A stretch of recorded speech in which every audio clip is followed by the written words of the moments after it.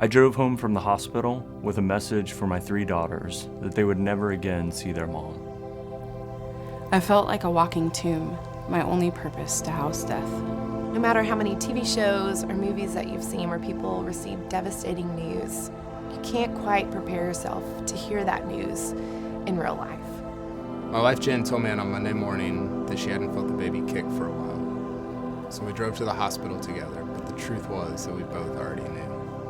If it had been up to me, this was not the life story I would have written. I remember the years of my twin sisters' silent suffering, chronic pain without remedy. When I left for college, I felt like I was abandoning my mom to be cared for by a man who had grown to resent her deeply, and I was afraid my dad would collapse under the stress. Lab tests came back and said that I would need another kidney transplant. Doctors told us that I would wait on dialysis for 10 to 15 years. Caitlin and I went out to the car and we sat there and we just wept. I remember feeling confused and shocked, but at the same time, there was a really sweet sense of peace as we gathered together, friends and family, in that ICU room to say goodbye to my husband.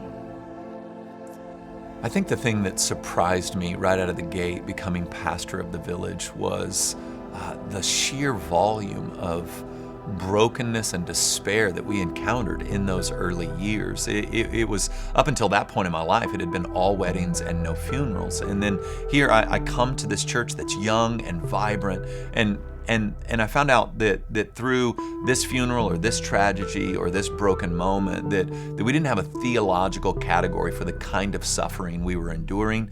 And so I began to kind of theologically help try to train and help through teaching and preaching and seminars, just trying to help us make sense of life in a fallen world. And then in 2009, I had a seizure on Thanksgiving morning and was rushed to the hospital. Come to find out a couple of weeks later, I had what's called anaplastic oligodendroglioma, a kind of terminal malignant brain cancer that was supposedly going to take my life in the next 2 to 3 years. And then it was my turn to stand on the precipice and peer over at eternity. And so this book is, yes, about my own story, about what the Holy Spirit did in me, about what I learned, but more than that, it's about the stories of these dear brothers and sisters as they endured, as they experienced the presence of God in their sorrows, and as the Spirit even brought joy in the midst of their sorrows. I think this book would be really helpful as we consider what to do with loss and sorrow here